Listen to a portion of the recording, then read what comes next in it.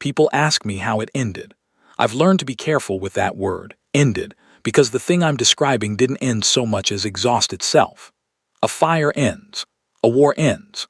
What happened to the Verath cartel over the 6 years following the Corvith session was more like a slow structural failure, a weight-bearing element removed from the middle of a building that looks, for some time, exactly the same and then does not. I was 44 years old when I sat in the gallery of the Grand Convocation Hall on Verath Prime and watched Ambassador Edith Voss stand up from the wrong seat, smooth the front of her coat with one hand, and walk out of the most powerful trade chamber in the known systems without saying a word. I am 61 now. In the intervening years, I have been a deputy attaché, a senior counselor, a diplomatic archivist, and for the last 4 years a lecturer at the Interplanetary Studies Institute on Callaway Station, where young people with good intentions and insufficient experience come to learn how political bodies work. I tell them, read your documents. I tell them, understand what you are holding before you put it on the table. I tell them, the most dangerous seat in any chamber is the one you force someone to sit in. They write it down. They don't know yet what it costs to learn it. I am going to tell this the way I remember it, which means I am going to tell it slowly and without the benefit of hindsight's tidying. I was not, at that stage, a senior figure. I was a third-tier counselor attached to the Earth Diplomatic Compacts Trade Bureau, present on Verath Prime as a note-taker and document handler, one of 11 support staff supporting a 5-person principal delegation. I was, in the architecture of that room, furniture, but I had eyes, and I had the professional habit of watching the things that the principals were too busy performing to notice. That habit is why I can tell you what I'm about to tell you. And what I'm about to tell you is not the story that ran in the galactic press, which was breathless and wrong about almost everything, including the number of people in the room and the direction Ambassador Voss was facing when she stood. Let me start with the room itself, because the room is part of what happened. The Grand Convocation Hall on Verath Prime was built during the cartel's second expansion period, when the Verath oligarchs still believed that visible grandeur was the most efficient form of intimidation available. They were correct about this in many cases. The hall was an architectural achievement in the specific sense that it achieved its intended effect on nearly everyone who entered it. You felt small. The floor was a single continuous slab of pale amber stone quarried from the Verath highlands and polished until it reflected the ceiling, which was a vaulted arrangement of overlapping arches trimmed in hammered copper, and the whole interior was lit by recessed channels along the arch spines that produced a warm amber gold wash over everything, every surface, every face, every delegation. It was a light that made the Verath look burnished and authoritative, and made everyone else look like visitors in someone else's house, which was, of course, the point. The Verath themselves were a tall species, narrow-shouldered, with a slight forward inclination to the neck, and jaw that most other species read, in informal settings, as an expression of sustained attention. In formal settings, in the hall at the table, draped in the bronze and amber robes that cartel protocol mandated for full convocation, this posture read differently. It read as looking down. I do not know whether they understood that this was how they appeared to shorter species, and I do not know whether it would have changed anything if they had. The Verath's political culture had evolved, over several centuries of commercial dominance, around a single organizing principle. Position is earned through demonstrated dependency, not demonstrated capability. The distinction matters. A party could be extraordinarily capable and still be treated as marginal if its absence from the cartel's commercial ecosystem could be absorbed without disruption. The question the Verath asked about every entity at their table was not, "What can you do?" but "What happens if you leave?" For entities with shallow roots in cartel commerce, new entrants, small partners, parties whose commercial footprint was mostly external to cartel space, the answer was, not much. And so those entities sat where the Verath put them, in galleries, in courtesy chairs, in observer tiers with 12-minute address windows and no deliberation standing. It was not cruelty. It was, in the Verath's own framework, accurate. They were measuring the weight of your absence, and if the weight was negligible, they seated you accordingly.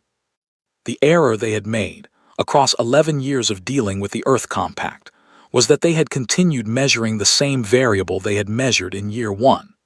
They had watched Earth's corridor freight volume grow and had tracked it as a figure in their shipping revenue models. They had noted the bilateral commercial relationships expanding and had logged them as individual line items in their compliance reviews. They had, in other words, observed the growth of the lattice from inside it without ever stepping back far enough to see its shape. The Verath were meticulous accountants of individual facts and poor architects of aggregate pictures. This was, I later came to understand, a known characteristic of their analytical culture. Their compliance offices were structured to evaluate relationships one at a time, not in aggregate, and it was a characteristic that Ambassador Voss had understood and worked with for 9 years. The seating arrangement was equally deliberate. At the center of the hall sat the convocation table, a single enormous ovoid of the same amber stone, seating 32, 16 to a side, and around the table at fixed stations sat the recognized member bodies of the cartel, the 14 founding oligarch houses, the 6 affiliate trade blocs, the 4 chartered shipping consortia, and the 8 observer status planetary governments. These were the participants. These were the bodies whose voices counted when the cartel's standing committees made decisions that rippled out across 60-odd star systems and touched the commercial lives of something approaching 11 billion people, most of whom would never set foot within 10 light years of Verath Prime and had no meaningful say in what those decisions were. The gallery was a different thing entirely. The gallery ran along 3 walls of the hall above the level of the convocation table, a curved tier of seating with a clear sightline down into the chamber, and the gallery was for observers, petitioners, and non-credentialed parties who had been granted presence but not participation. It was comfortable seating, as galleries go. The sightlines were good. The acoustics were designed to carry the chamber's deliberations upward clearly. The Verath architects had understood that a gallery's purpose was to let the people inside it hear and see everything happening at the table they were not permitted to join, and to feel, with every passing minute, the precise weight of that exclusion. The Earth Diplomatic Compact had been a recognized observer at the cartel convocation for 11 years at the time of the Corvith session, 11 years in the gallery. In year 4, the compact had applied for provisional membership. The cartel's admission committee had declined to advance the application, citing an incomplete harmonization of Earth's internal trade frameworks with cartel standards, a procedural objection that was technically accurate and substantively irrelevant, since the frameworks in question governed categories of commerce that Earth did not actually engage in with cartel member bodies. The objection was a shelf. The application sat on the shelf for 7 years. In year 8, the compact had applied again, on an expedited basis, citing the expansion of Earth's commercial presence in 4 cartel-adjacent systems and a significant uptick in bilateral volume with 3 of the chartered shipping consortia. The admission committee had again declined to advance it, this time citing the need for a full membership impact assessment, a process that the committee's own charter set at 18 to 36 months, and the matter had been tabled pending that assessment, which was still ongoing at the time of the Corvith session. What the compact had, during those 11 years, was a chair in the gallery, a right of formal address to the chamber for a maximum of 12 minutes per session, and the standing to submit written positions to any open docket, which positions the cartel's working committees were under no obligation to acknowledge. What the compact had built during those 11 years was something the cartel's analysts had assessed repeatedly and never correctly understood. I'll come back to what that was. The Corvith session was named for the system in which it was primarily concerned, a cluster of commercial routing agreements governing transit through the Corvith corridor, a set of jump-point approaches that had become, over the previous decade, the single most trafficked arterial lane in the inner systems. The cartel's founding shipping consortia held the corridor licenses. 3 of those consortia were in a rate dispute with 4 of the affiliate trade blocs, and the session had been called to adjudicate the dispute and issue binding cartel guidance. This was, on its face, an internal cartel matter. The Earth Compact's commercial vessels had been using Corvus corridor approaches under provisional transit permits for 6 years and now carried something like 18% of the corridor's total freight volume. An internal cartel decision about corridor governance would, therefore, materially affect Earth's commercial operations. This was why we were there. This was, I should say, the explanation we gave. The explanation we gave was accurate as far as it went. It simply did not go very far. We arrived on Vereth Prime 4 days before the session opened. Ambassador Voss had been Earth's senior trade diplomat for 9 years by then, and she had the manner of someone who had long ago stopped being surprised by anything an alien political body did, which was not the same as being unbothered by it. It was more that she had developed the professional discipline to process whatever she encountered and continue functioning without visible disruption. She was a compact woman, mid-50s, with close-cut gray hair and a stillness about her that I had initially mistaken, when I first joined the Bureau, for coldness. It was not coldness. It was a specific kind of patience that is only available to people who have been waiting a very long time for something they are entirely certain is coming. I had worked in her bureau for 3 years by the time of the Corvus session, and in those 3 years I had watched her conduct somewhere in the range of 60 bilateral meetings, 4 multilateral sessions, 2 treaty reviews, and 1 full cartel working committee hearing in which the Earth Compact's written position had been acknowledged in the opening minutes and not referenced again. I had watched her absorb slights, routine, procedural, deliberate, with no visible response. I had watched her accept outcomes that were unfavorable, note them in her working file, and move on. I had watched other members of the Bureau, newer ones, interpret this pattern as resignation or compromise, or the accumulated accommodation of a career diplomat who had learned to work within the limits of what was achievable. I had not, at that point, understood it correctly either, but I had begun to notice that the limits of what was achievable had, over 3 years, shifted very slightly in ways that were only visible when you went back and compared the current conditions to the conditions that had existed at the start. The shifts were too small to celebrate and too consistent to be accidental. There was one moment, in my 2nd year with the Bureau, that I have thought about in connection with the Corvus session many times since. We were at a joint trade review on Raven Station, the same Raven shipping consortium that would later be a primary party in the Corvus dispute, and a Raven commercial director named Orvith San had made a point of addressing the Earth Compact submissions last in a session where the order of address was not formally prescribed, and had done so with a particular smoothness that made it clear the order was deliberate, and the deliberateness was a message. Voss had waited. She had given her submission. She had thanked San for the review. Afterward, in the transit back to our ship, I had asked her, because I was 2 years in and still learning the grammar, "Does it bother you, the order thing?" She had looked at me for a moment. She said, "Everything that happens in a room like that is information. The question is whether you're collecting it or reacting to it." I had written it in my notes. I had not at the time understood the full weight of it. In the 4 days before the session, she met with the heads of 2 chartered shipping consortia in private, and with the lead representatives of 2 affiliate blocks, and with the cartel's own session coordinator, a Verath official named Keth Oruval, who was professionally courteous and gave nothing away. I attended these meetings as a note-taker.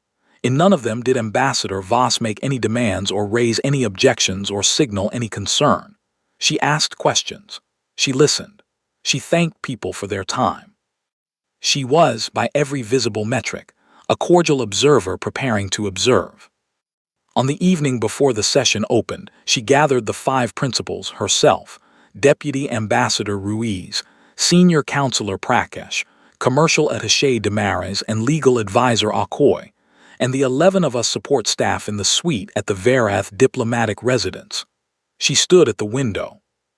Outside, the city of Vereth Prime's capital gleamed in that same amber light that the hall deployed so effectively, an entire civilization doing its version of what the hall's architecture did, telling you where you stood.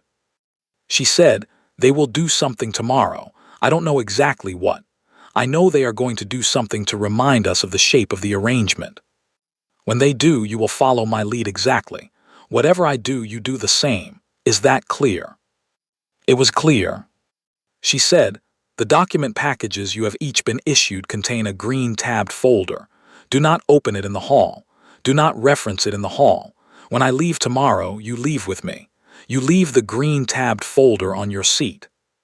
That was the entirety of her briefing. I have, in 17 years of diplomatic work since that evening, attended approximately 600 pre-session briefings. That one was the shortest. It was also, in retrospect, the most complete. The session opened at the 9th hour by Varath local reckoning, which put it at approximately mid-morning in terms of biological alertness. A deliberate choice, since the Varath were a species that reached peak cognitive performance in their own mid-morning cycle, and they had designed their official working hours accordingly, with no particular concern for whether any other species' rhythms aligned. We had adjusted our sleep schedules for 3 days in advance. The Varath knew we did this. It was, I think, a small additional data point they had absorbed about us without especially registering its implications. We entered the Grand Convocation Hall from the Eastern Annex approach, which was the designated path for gallery-level attendees. The route passed through a secondary corridor, then up a half-flight of stairs, and into the gallery tier from the rear. It was a functional route. It did not pass through the main floor of the hall, did not cross the amber stone of the convocation tables level, did not put gallery attendees in the same physical space as participating delegations. This had been the case for 11 years. What we found when we arrived was different. The gallery, when we entered, was empty. Not minimally occupied, empty. Normally, the gallery during a major cartel session held observers from non-member systems, commercial press, invited academics, and various petitionary bodies who had been cleared for attendance. The gallery accommodated perhaps 90 people.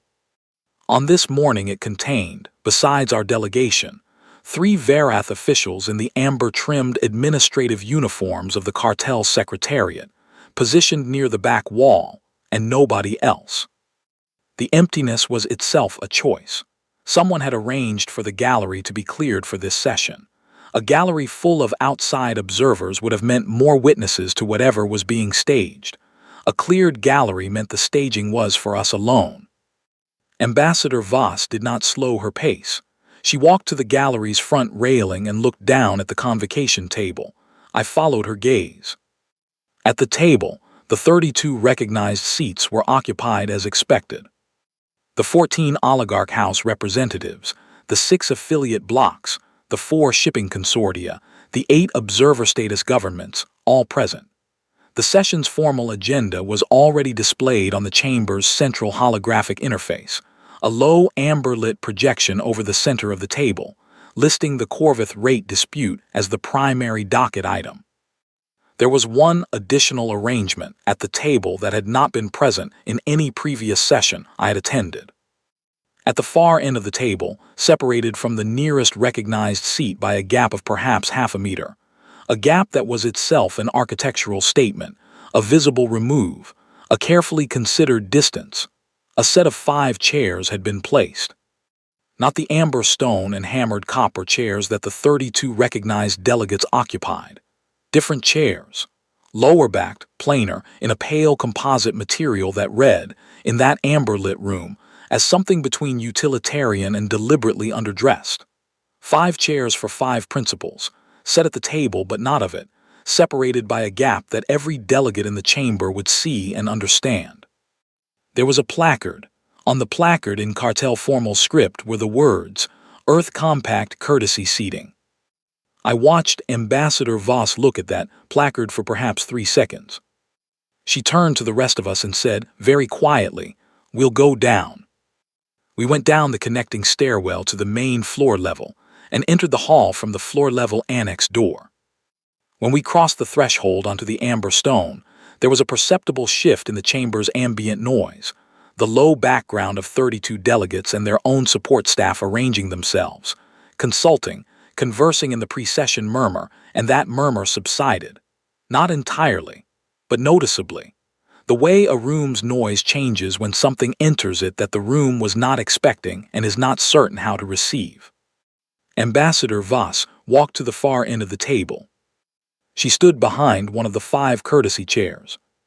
She looked at it. Then she looked up and looked at session coordinator Keth Orville, who was seated at the table's head position in the moderator's chair, and she looked at him with an expression that I would describe as entirely open, not cold, not hostile, not questioning. She simply looked at him the way you look at something you want the other person to know you have seen. Orville met her gaze. He said, in the cartel's formal trade lingua, Ambassador Voss, the Earth Compact has been accorded courtesy seating at this session's table in recognition of its commercial interests in the Corvus docket. We trust this arrangement reflects the Compact's standing appropriately. There is a phrase in the cartel's formal trade lingua. I have no adequate translation for it, but the closest rendering is something like, reflects your standing appropriately. That is used when a senior party wants to communicate, in fully deniable language, that a junior party has been given exactly what they deserve and should be grateful for it. It was a phrase with a history. Most of the delegations in that room would have heard it used before. Most of them would have understood what Orville was communicating. Ambassador Voss said nothing in response to this. She pulled the chair out. She sat down in it. She placed her hands on the table. Around her, Deputy Ambassador Ruiz and the other 3 principals took their seats in the 4 remaining courtesy chairs. I was in the gallery. I had followed the support staff up the connecting stairwell while the principals went to the floor. From where I sat, I could see the full sweep of the table, could see all 32 recognized delegates in their amberstone chairs, could see the 5 of them at the far end in those plain pale chairs, separated by that gap below the placard. And I could see, because I was high enough and at the right angle, the faces of perhaps a dozen of the nearest recognized delegates. The shipping consortia heads immediately to the table's interior, a block representative 2 seats further along, and what I saw on those faces, when I stopped watching Ambassador Voss and started watching them instead, was something I have thought about many times since. It was not triumph. I want to be precise about this. It was not the open satisfaction of a party that has just landed a blow and knows it. It was something more careful than that, something in the register of a person watching a procedure unfold and confirming, internally, that it is proceeding as expected. A quiet, contained confirmation. The kind of expression that belongs to someone who has planned something and is watching the first step execute correctly. I did not understand at that moment what I was seeing. I filed it away. The session opened formally. Orville called the docket. The Corvus rate dispute was introduced, and the 2 lead parties, the Raven Shipping Consortium and the Meridian Trade Bloc, began their opening presentations. These were detailed, technical, and long. The presentations covered transit fee structures, corridor maintenance allocation, force majeure provisions for jump point fluctuations, and a contested clause about rate adjustment triggers in the event of commercial volume changes greater than 20% in any 12-month period. Ambassador Voss listened. She did not consult documents. She did not whisper to her principals. She sat with her hands on the table still, and she listened to the presentations with the attention of a person who is hearing something important and wants to make sure she hears all of it. The first recess was called after approximately 90 minutes. The chamber cleared for 40 minutes by Verath reckoning. In that time, delegations broke into their separate consultation clusters, the oligarch houses moving to one side of the anteroom, the blocks and consortia clustering differently, the observer status governments forming a loose, informal grouping near the refreshment stand. The Earth Compact principals gathered near a window. I brought water. That was part of my function. I handed glasses to the principals and stood near enough to hear. Ambassador Voss said to Ruiz, in a tone that would not carry past a meter, the rate adjustment trigger clause. Did you catch the volume threshold? Ruiz said, 20%, 12-month window. Voss said, an Earth's corridor volume in the last 12 months. Ruiz said, 18.4% of total corridor freight. Voss said, growing. Ruiz said, growing. Voss said, they'll adjust the trigger before Earth crosses it. Ruiz said, yes. Voss said, all right. That was the whole conversation. When the session resumed, the presentations continued through the afternoon. The cartel's working procedure for rate disputes was sequential. First, the primary parties presented, then the affiliated parties presented, then the convocation moderator opened a structured response period, then the docket moved to deliberation. For an observer status body, the procedure also included a right of address window, which was the 12-minute period the compact had been allocated. Ambassador Voss did not use it. When Oruval called the Earth Compact's address window, she said, "The compact passes on its address window at this time." There was a brief pause. Oruval noted it in the record. The session moved forward. In the gallery, I watched the faces again. The same shipping consortium heads who had shown that careful, contained expression in the morning showed it again now, but the one who caught my attention was not one of them. It was a figure I had not been tracking before, a Verath delegate I did not recognize, seated in the third chair along the oligarch house side, who had no obvious role in the Corvith dispute itself. He was watching Ambassador Voss with an expression that was different from the others, not contained. Something closer to, and I have revised this assessment many times over the years, but I always come back to the same word, anticipation. The session ran until the evening by local time. At the end of the first day's sitting, Oruval announced that deliberation would begin the following morning, and that the convocation expected to issue binding guidance by the session's third day. Standard procedure for a rate dispute of this complexity. We returned to the diplomatic residence. The principals ate dinner together. I was not at the table, support staff ate separately, but Demarais came out afterward for the coffee service and found me standing at the window looking out at the city, and he said, in the manner of someone who has been carrying a question all day, "Did she know they were going to do the chair thing?" I said, "I think she knew they were going to do something." Demarais said, "That's not the same as knowing." I said, "No." He stood with his coffee. He said, "She didn't even look at the placard after the first moment." I said, "I noticed." He said, "What does that mean?" I said, "I don't know yet." He went back inside.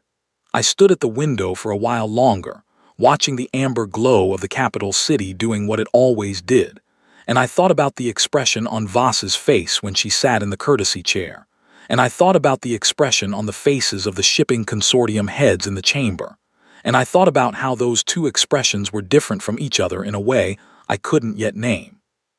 The second day of the session proceeded in the same pattern. Opening presentations from the secondary affiliated parties, the two remaining shipping consortia, and the four remaining blocks all had positions on record about the Corvith dispute, since the rate decision would affect corridor-adjacent commerce for all of them. Then a structured response period in which the primary parties answered each other's claims. The Earth Compact was again offered its address window. Ambassador Voss again passed.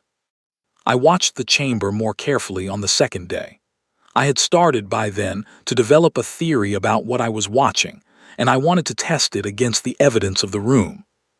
The theory was this, that the courtesy chair arrangement had not been improvised, that it had been anticipated and planned for by someone on our side, that the particular quality of Ambassador Voss's stillness in that chair, the absence of reaction, the careful attention to the proceedings, the precise decision not to use the address window, was not a composed response to a surprise but an execution of a plan. And if it was an execution of a plan, then the question I needed to ask was not what the plan was doing to the cartel. The question I needed to ask was what the plan had already done before we walked into the hall. The green-tabbed folders were part of this picture, but I didn't know how yet. The third face I want to tell you about appeared on the second day. She was a member of the Ulven Block's delegation, seated along the affiliate side of the table, perhaps 8 chairs from Ambassador Voss's courtesy position at the far end. The Ulven Block was one of the 4 affiliate blocks in dispute with the shipping consortia, which meant she was, technically, on the same side of the rate argument as Earth's commercial interests. Both parties wanted lower transit fees. But the Ulvan bloc was also a long-standing cartel member with 14 years of full standing, and they had navigated cartel internal politics with considerable skill. And this delegate, whose name I later learned was Assessor Pyarth Ulvan, a title in her bloc system that roughly corresponded to chief counsel, watched the second day's proceedings with the expression of someone doing arithmetic. Pyarth was a Calawan, a species with a pale gray complexion and wide-set eyes adapted to the lower light spectrum of their home system star, which gave them, in the amber wash of the convocation hall, an appearance of permanent watchfulness. She was not old, not young, in that middle range of professional years where accumulated experience starts to show not in the face but in the economy of movement, the way certain practitioners stop wasting motion in rooms where motion carries meaning. She watched Voss. She watched Oroville. She watched the shipping consortium heads. She was assembling something. At the afternoon recess on the second day, I observed Assessor Pyarth approach Ambassador Voss in the anteroom. The approach was casual, incidental seeming. She was walking past and she stopped. They exchanged perhaps a minute of conversation. I was too far away to hear it. I watched Voss's face during the exchange. She was civil. She nodded once. When Pyarth moved on, Voss turned and found Ruiz with her eyes and gave him a look I could not fully decode. Not a signal of alarm, not a signal of satisfaction, somewhere between the two. I have since, in conversations I won't detail here, come to understand what that conversation contained. Pyarth had asked, in the oblique professional language that the cartel's culture had developed for exactly this kind of inquiry, whether the Earth Compact had a position it intended to state for the record, whether there was going to be a moment. Voss had said, in the oblique professional language of someone who has been in rooms like this for 9 years, that the Compact's position was entirely a matter of record, and that the Compact looked forward to the Convocation's deliberation. Pyarth had understood something from this that I did not understand until much later. The third day opened with deliberation. Cartel deliberation procedure assigned each full delegate a timed speaking window in which to state their position on the pending guidance, beginning with the primary parties and proceeding in descending order of cartel standing. This produced a predictable ordering. The oligarch houses first, then the senior affiliate blocks, then the junior blocks, then the shipping consortia, then the observer status governments, and last, since courtesy seating carried no deliberation standing, the courtesy-seated parties were not called at all. This is standard. The deliberation ran through the morning. The oligarch houses, whose interests were distributed across both sides of the dispute in complex and partially contradictory ways, gave measured statements that largely split the difference. The senior affiliate bloc's positions were more pointed. By mid-morning, it was clear that the cartel's guidance would favor a modified rate structure, with the transit fees adjusted within a band that gave the shipping consortia most of what they wanted, and the blocks a face-saving concession on the force majeure clause. This would, incidentally, affect Earth's corridor operations in a specific and calculable way. The adjusted fee structure would increase Earth's transit costs by approximately 12% on current volume, and the rate adjustment trigger clause, as Voss had predicted, was being set in the guidance at a 22% volume threshold, a figure that would remain above Earth's current share and could be adjusted upward again if Earth's share continued to grow. I was watching Ambassador Voss's face during the deliberation. She was listening, hands on the table still. When the session moderator, Oroville, reached the observer status governments in the deliberation order, the 8 planetary governments seated at the table with recognized standing, he called each in turn. 3 of them had substantive positions. The other 5 gave brief formal statements of no objection. When all 8 had spoken, Oroville moved to close the deliberation. He did not call the courtesy-seated position. This was correct procedure. Courtesy seating carried no deliberation standing. He was not required to call it. He said, "The deliberation is closed. The convocation will now proceed to the guidance vote. Ambassador Voss stood up. She did not speak. She did not raise her hand. She did not signal for recognition. She stood up from the courtesy chair, and she straightened her coat with one hand, and she turned to her four principals, and she gave the smallest nod I have ever seen communicated across a professional space and still be legible. They stood. All five of them stood at the same moment. There was a pause in the chamber's ambient sound. Oruval said, "Ambassador Voss, the deliberation is closed. The guidance vote." She was already walking. Not quickly, not urgently, at the pace of someone who has decided that a room is finished and is leaving it. She walked the length of the table, past the 32 recognized delegates in their amber stone chairs, past the oligarch house representatives, and the affiliate blocks and the shipping consortia, and the observer status governments, past the holographic agenda display still showing the Corvith docket, past Assessor Pyarth Ulven of the Ulven block, who was watching her walk with an expression that was no longer doing arithmetic, but had resolved into something settled and certain. She reached the floor-level annex door. The other four principals were a step behind her. She pushed the door open. She walked through it. The door closed. The chamber was silent for a full 3 seconds. I was counting in the gallery. Then, from the table, a voice. I was not able to identify the speaker from my angle, and the subsequent record is ambiguous, said something in cartel formal trade lingua that I would translate approximately as, "The session record should note that the compact has withdrawn from the chamber." Oruval said, "So noted." He called for the guidance vote. The vote proceeded. The modified rate structure passed 28-4. The Corvith guidance was issued. In the gallery, I and the other 10 support staff also stood. We picked up our bags. We did not speak. We walked to the gallery's rear exit, down the connecting stairwell, out the eastern annex approach, through the secondary corridor, and out of the grand convocation hall. I remember the amber stone under my feet as we crossed the threshold, and then the different surface of the annex corridor, a plain composite material, and the way the lighting changed from the hall's warm amber wash to the cooler blue-white of the functional spaces. I remember thinking, I don't know what just happened. I remember thinking, she did.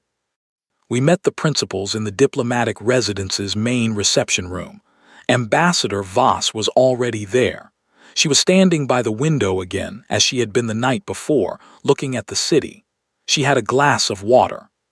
She said to the room, "Leave the green-tabbed folders on whatever surface they're sitting on. They don't come home with us." Councillor Prakash said, We left them in the hall." Voss said, "Yes." He said, "On the chairs." She said, "Yes." He said, "What's in them?" She said, "The record."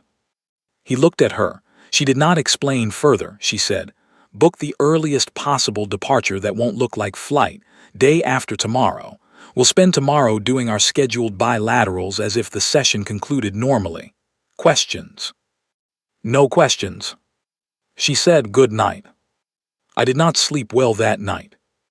I lay in my bed in the diplomatic residence and stared at the ceiling and tried to reconstruct everything I had watched over the 3 days and put it in an order that made sense. I knew the walkout had been deliberate. I knew the folders had been deliberate.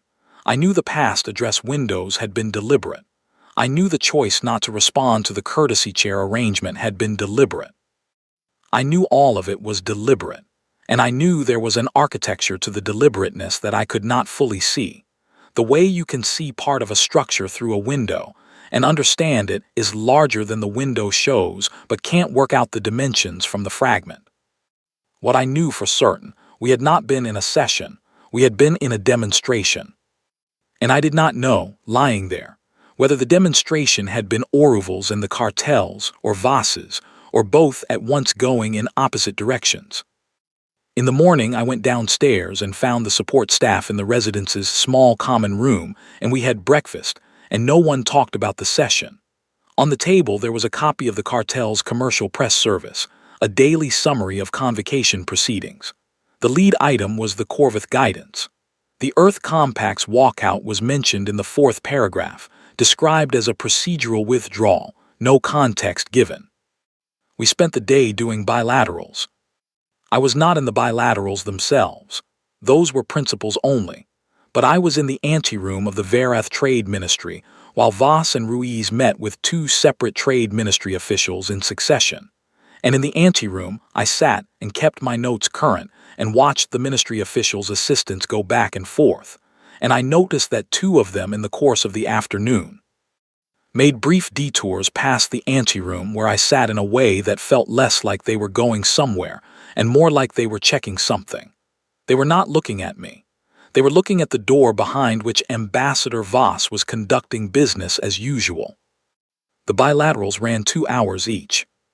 At the close of the second one, as Voss and Ruiz emerged into the anteroom with the Trade Ministry official, a mid-level Verath functionary named Savin Orith, pleasant and practiced, Orith said to Voss, in the slightly over-careful manner of a person delivering a line that has been approved by a superior, "We hope the compact found the session productive, despite any procedural inconveniences." Voss said, "Entirely." Orith said, "The Trade Ministry values the compact's ongoing commercial engagement." Voss said, "As does the compact." She shook his hand. She walked past me toward the anteroom exit. She caught my eye for half a second, and what I saw in that half second was not satisfaction, and not amusement, and not contempt. It was the expression of a person who has just heard exactly what they expected to hear, and the expected thing is not good news, but is at least confirmed information, and confirmed information is always worth something. What Orith had communicated, in that over-careful language, was that the cartel was already trying to take the measure of the damage and hadn't yet made the calculation. Values the compact's ongoing commercial engagement was not a courtesy phrase. It was a probe, a careful inquiry into whether the walkout represented a change in Earth's commercial posture or only a political statement that could be absorbed and moved past. Voss had answered it with "as does the compact," which was true and uninformative and gave them nothing to work with. She had been giving the cartel nothing to work with for 9 years. She was good at it by now. We departed the following morning. The departure was without incident. Oroville did not contact the residents before we left. No cartel official contacted the residents before we left. The departure was exactly as quiet as Voss had calibrated it to be, present enough not to look like flight, absent enough to leave no surface for anyone to grab. I filed my session notes on the transit home, and I filed them as a standard observational record, and I went back to my other work, and I did not know, for the following 14 months, what the green-tabbed folders had contained. On the transit, I spent a fair amount of time looking at the observation port and turning the session over in my mind the way you turn a stone you found, inspecting it from angles that don't quite account for its weight. I had, by then, been in enough diplomatic proceedings to understand the basic grammar of political theater. Who needs the room to see them? Who needs the room to fear them? Who needs the record to show a particular sequence of events? The Corvith session had been political theater in this sense, but the authorship was not what I expected. I had assumed, walking in, that the staging was entirely the cartel's. The courtesy chairs, the emptied gallery, the reflects you're standing appropriately, formula from Oroville, all of that was cartel staging, designed to remind our delegation of the shape of the arrangement before a significant vote. What I had not assumed was that our delegation was staging something simultaneously, that the two performances were running in the same room at the same time, aimed at different audiences. The cartel staging was aimed at us. Sit here in these chairs under this placard and know what you are. Our staging, if I was right that it was staging, was aimed at the cartel's archival infrastructure. Leave these folders here in these specific chairs that the Secretariat will process and know what you are holding. The asymmetry of it was what I kept returning to. The cartel's production was visible, deliberate, designed to be felt in the room on the day. Ours, if it was ours, was invisible, patient, designed to be felt in a report 6 months later. One of them was performing for the other's present moment experience. The other was building something in the other's institutional record. I did not know, on the transit, whether I was right about any of this.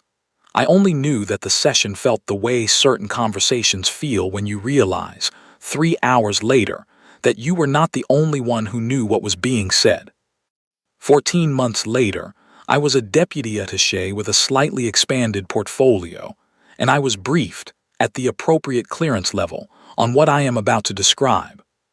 The Earth Diplomatic Compact had been, for 11 years, doing exactly what it appeared to be doing: participating as an observer in cartel proceedings, building commercial relationships with cartel member bodies, expanding Earth's freight volume in the Corvus Corridor and in several secondary commercial channels, and accumulating a detailed operational picture of how cartel trade governance actually functioned, as distinct from how it was formally described. It had also been doing something that it had not been describing to the cartel.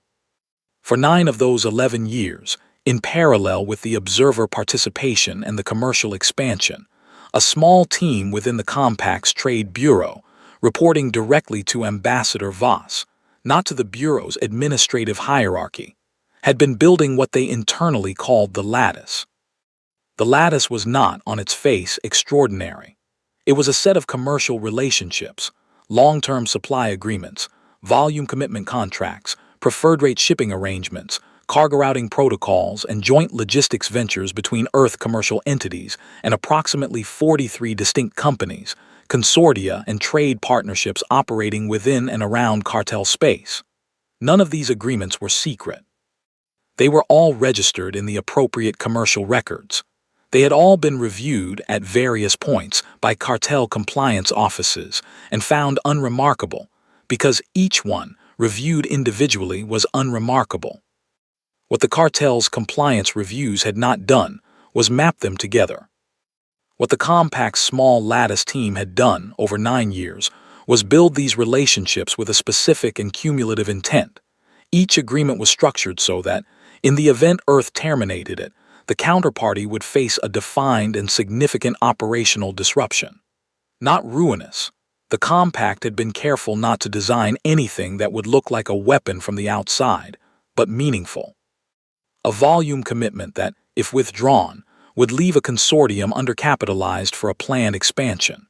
A preferred rate arrangement that, if ended, would require a company to renegotiate 2 other contracts to maintain margins. A logistics protocol that, if canceled, would add 3 weeks to a supply chain that served a cartel member body's industrial production schedule. Each disruption alone was a manageable inconvenience. Together across 43 relationships, all terminating simultaneously, the disruptions would cascade. Not catastrophically, the Compact had again been careful about this, but systemically. There would be delays, there would be cost spikes, there would be renegotiations. There would, above all, be a period of sustained operational friction across a significant portion of cartel commercial activity, and this friction would be precisely traceable to the termination of Earth's commercial relationships with cartel-adjacent entities. The lattice was a proof of value. It was a demonstration, constructed over 9 years, that Earth's commercial presence in and around cartel space was not incidental background volume, but a load-bearing structural element, that removing it would be felt. The 9 years had not been accidental. I learned in the briefing that the lattice had been conceived in year 2 of Earth's observer status, specifically in the aftermath of the first membership application rejection, when Voss had concluded that the harmonization standards objection was not a technical problem but a political one, and that technical solutions would not resolve political problems. The admission committee was not blocking Earth's membership because Earth's frameworks were out of compliance. It was blocking Earth's membership because the cartel had made a calculation in year 1 that Earth's commercial footprint in cartel-adjacent space was too shallow to justify the governance obligations that full membership carried. The framework's objection was the mechanism. The actual lever was the dependency calculation. Voss had decided, in year 2, that the dependency calculation was the only thing worth working on. The lattice team had been 3 people for the first 4 years, then 5, then 7. They worked within the Trade Bureau's ordinary commercial development function, which meant their activity was indistinguishable from standard commercial relationship building. They were building commercial relationships. Every relationship they built was also, at a second level of analysis, a carefully placed load-bearing element in a structure that, when complete, would demonstrate one thing clearly: that Earth's commercial absence from cartel-adjacent space would cost more than its presence. That the calculation needed to be run again, and the answer had changed. The elegance of it, and I use that word deliberately, because it is the right word, was that the demonstration did not require Earth to do anything aggressive. It required Earth to do what it was going to do anyway: build commercial relationships, grow its corridor volume, expand its presence in adjacent systems. The Lattice team simply ensured that this growth was structured in a specific way, and documented with a specific thoroughness, and packaged for delivery at the specific moment that the cartel's institutional record would receive it most usefully. The green-tabbed folders that Ambassador Voss had left on the courtesy chairs were the Lattice documentation. Every agreement, every counterparty, every termination clause, every modeled disruption, organized into a single coherent package. The full Lattice, delivered to the Grand Convocation Hall and left on chairs that the cartel's own archival staff would collect and process into the session record. The folders were not a threat. There was no cover letter. There was no address line. There was no language in them that said, "This is what we will do to you."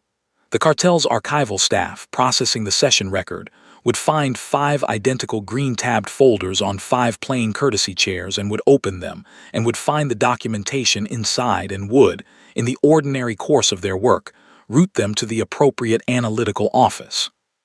And the analytical office would read them. And the analytical office would understand what they were reading. I was briefed on this 14 months later.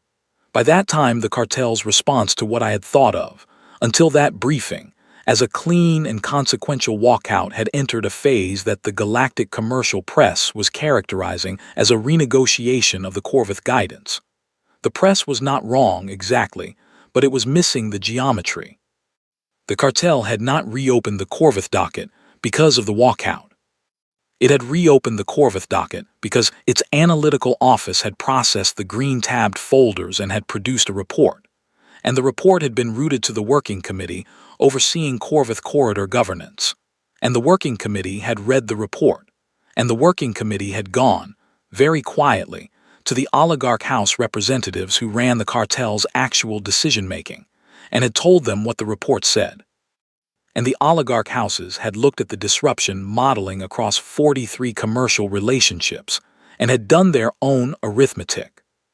The arithmetic was not about Earth's corridor freight volume, although that was part of it. It was about the 43 relationships and their counterparties, and those counterparties' relationships with cartel members, and those cartel members' operational dependencies, and the chain of consequences that the compact's modeling had mapped across 4 degrees of commercial separation. The cartel was not looking at a small diplomatic partner's walkout. The cartel was looking at 9 years of deliberate, patient, legally unremarkable commercial architecture that had been built to demonstrate one thing: that asking humanity to leave the table cost more than keeping them at it. It cost more than the courtesy table. Not the real table, the courtesy table, the gap, the placard, the plain chairs. That was what needed to be understood. The cartel had believed it was seating them at a remove because it could. The Lattice documentation made clear, without a word of argument or complaint, that this calculus needed to be re-examined. That the question was not whether Earth deserved a better seat, but whether the cartel could afford to keep the arrangement as it was. The answer, when the arithmetic was complete, was no. The cartel's approach to the Earth Compact in the 14 months following the Corvith session was not gracious. I want to be accurate about this. The cartel did not at any point say, "We were wrong, we apologize, here is what you deserve." What the cartel did was begin a series of technical discussions, through its working committee structure, about the harmonization standards that had been the basis for declining Earth's membership applications. These technical discussions were substantive, which the previous ones had not been. The standards at issue turned out to be far less intractable than the admission committee had characterized them. An expedited harmonization review was completed in less than 8 months. The membership application was advanced to the convocation floor. Earth's full standing application was voted on in the session following the expedited review. It passed 24-8. Ambassador Voss was present for the vote. She sat at the table, the real table, an amber stone chair, no courtesy placard, no gap, and when the vote was announced she did not smile or react visibly. She wrote something in her working notebook. She closed the notebook. She thanked Oroville for his management of the docket. She went home. I was not in the room for the vote. By that time I had been moved to a different posting. I watched the session record afterward. I watched the vote. I watched Voss write in her notebook. I have wondered over the years what she wrote. I asked her once when I had the standing to ask, and she looked at me for a moment and said, "Entry closed," which was, I understood, the notation a compliance officer makes when a long-running matter has been resolved without further action required. Entry closed. That is one way to tell this story. Here is another. The 6 years after the Corvith session were difficult ones for the Verath cartel. Not catastrophically difficult. I want to be precise, as I said I would be, but structurally difficult in the way that I described at the beginning. The way a weight-bearing element removed from the middle of a building looks fine and then does not. The membership vote brought Earth into full standing, but it did not resolve the operational disruption that had already begun to manifest across the 43 lattice relationships, because the compact had not, at the time of the membership vote, terminated those relationships. It had allowed several of them to expire in the ordinary course of their contract terms without renewal, which produced the disruption's first visible effects, the delays, the cost spikes, the renegotiations, and then had renewed the remaining relationships on terms that reflected Earth's new standing rather than its observer status. The renegotiations were extensive. They ran through most of the first 2 years of Earth's full membership, and they were not, I am told, comfortable. The cartel's analytical office had produced a second report, once it became clear that the non-renewals were producing their modeled effects, which attempted to project the consequences of a full lattice unwinding. The report was not public, but its conclusions, which reached the oligarch houses through the same quiet channel as the first report, contributed to the cartel's decision to accept Earth's renegotiated relationship terms without a significant counterargument. You don't argue with someone who is standing in your load-bearing wall and has been polite enough to show you the structural drawings. The cartel came through the renegotiation period intact. Its governance structures remained functioning. Its major commercial operations were sustained. What changed was more subtle and more durable than any of that. What changed was the distribution of standing. Not formally, Earth's membership grade was standard, the same as the affiliate blocks, no special provisions. But operationally, commercially, and in the particular grammar of how things get done in rooms where the formal structure and the actual structure are not precisely the same thing, in that grammar, Earth's position had shifted.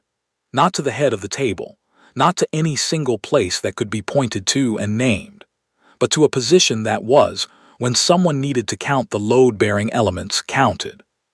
Keth Oroville retired 4 years after the Corvith session.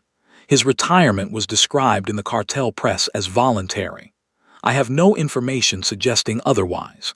He was succeeded by a younger Verath official who had, from all available evidence, studied the Corvith session record in some detail before taking the posting. Assessor Pyarth Ulvan of the Ulvan block became, over the following decade, one of the cartel's most significant internal reform voices, not in a confrontational way, but in the sustained, patient, document-supported way that certain practitioners use when they have correctly identified which direction history is moving and want to be part of moving it rather than correcting for it after the fact. I followed her work from a distance for a number of years. She was good. She understood, I think, before most of her cartel colleagues did, that the Corvith session had not been an incident. It had been a measurement. Earth had taken the measure of the chamber's tolerance, and the chamber had taken the measure of what Earth had built inside it. And the only question remaining was how quickly the parties could arrive at an arrangement that reflected the actual rather than the formal distribution of weight. The figure I had noticed watching the proceedings on the first day, the Verath delegate in the third chair along the oligarch house side, the one with the expression of anticipation, turned out to be an analyst attached to one of the cartel's founding oligarch houses. His name was Verath Korath Selan, a name that follows the Verath convention of placing the house affiliation first. He had been in the room that day because his house had been briefed, at some level, on the possibility that the session might produce an unexpected development. He had watched the whole thing with the expression of someone who had been told that a demonstration was scheduled at an unspecified point and was not certain exactly when. I know this because I was introduced to him, years later, at an interplanetary trade conference. We had a conversation over a working dinner that was professionally cordial and revealed, in the careful oblique way of such conversations, the shape of several things neither of us had previously had full visibility into. He told me this was not a confidence, I believe he intended me to carry it, that the first report from the cartel's analytical office, the one produced after the green-tabbed folders were processed, had been read by his house's senior oligarch within 6 days of the session's close, and that the senior oligarch had looked up from the report and said, in Verath, a phrase that I will render approximately as, "They built the whole thing in front of us and we never looked." I told him I thought that was right. He said, "How long did you know?" I said, "I didn't know until 14 months afterward. I only knew that she knew what she was doing." He said, "That distinction is important." I said, "Yes." He said, "Most of our analytical staff couldn't tell the difference afterward between the two." I said, "Most people can't." He looked at me for a moment. He said, "She was very patient." I said, "She was." He said, 9 years is a long time to be building something no one can see." I said, "It depends on what you're building it in." He thought about that. We finished dinner. I think about that conversation when I stand in front of the students at the Interplanetary Studies Institute and talk about commercial architecture, which is the course I teach on Tuesdays and Thursdays in the second trimester. I think about it when I tell them, the most dangerous instrument in a political negotiation is not the one that makes noise. It is the one that has been doing its work quietly for 9 years and is now sitting on a chair in the middle of a room full of people who did not know it was there. I think about what it must have taken to build the lattice in the open and have it remain invisible. Not because it was hidden. It was not hidden. It was registered in commercial records. It passed compliance review. It sat in plain sight, but because no one had thought to look at it whole. 43 individual relationships, each unremarkable, each reviewed and cleared, each sitting in a different part of the cartel's commercial records system with no obvious connection to the others. The compact had not needed to conceal anything. It had only needed to build carefully enough that the significance of the thing was not visible until you had all of it in front of you at once. That is a different kind of patience than most people mean when they use the word. Most people mean tolerance, the capacity to endure delay or frustration without acting out of turn. What Voss practiced was something closer to structural thinking, the ability to hold a 9-year architecture in mind while conducting the 1,000 individual transactions that constituted its building, without letting any single transaction deviate from the design for the sake of a short-term advantage that wasn't worth the cost. She had been offered in those 9 years several moments when a more aggressive posture might have produced a faster, shallower result. A bilateral concession extracted here, a formal complaint filed there, a press statement about the membership delays that would have generated attention and accomplished nothing durable. She had taken none of them. The design was more important than the moments. I think about Ambassador Voss in the gallery, window on the night before the session. I think about what it must have taken, not courage exactly, because courage implies risk, and she had done the work to reduce the risk to a calculable quantity. But something like composure maintained over an extraordinary length of time, the patience to build something with a 9-year horizon, and not let the impatience of the present moment compromise the architecture of the outcome. She had sat in the courtesy chair below the placard, in the plain pale seat at the gap's end, and she had listened to an entire day and a half of deliberation on a matter directly affecting Earth's commercial operations, and she had passed 2 address windows, and she had said exactly nothing, and she had stood and walked out at precisely the moment that would frame the departure correctly. Not a protest, not a tantrum, not a formal objection, not an appeal, but a withdrawal that was also a delivery. Because the green-tabbed folders were already on the chairs, and the archival staff would find them, and the analytical office would read them, and the oligarch houses would do their arithmetic. The cartel's formal record of the Corvith session notes in the procedural log that the Earth Compact voluntarily withdrew from the session chamber before the guidance vote. This is accurate. It does not note what was left behind. The record's archivists did their jobs correctly. The green-tabbed folders were cataloged and filed. The analytical reports that followed are in the cartel's institutional archive, and the archive is accessible to credentialed researchers, and several people have written about what those reports contained. The full picture of the lattice and its 9-year construction has been reconstructed, more or less accurately, in 3 separate academic papers and 1 commercial history of the cartel that I have read. None of them quite get the texture of it, I think, because none of them were there for the courtesy chairs and the placard and the 3 seconds of silence after the door closed. There is a particular kind of decision that only becomes visible after the fact. While it is being made, while the 9 years are being spent, while the 43 relationships are being structured, while the compliance reviews are coming back clean, while the address windows are being passed and the chair is being accepted without a word and the walk is being walked at exactly the right pace, it does not look like a decision. It looks like patience. It looks like a career. It looks like a diplomat doing her work. I know because I watched from the gallery that it was more than that.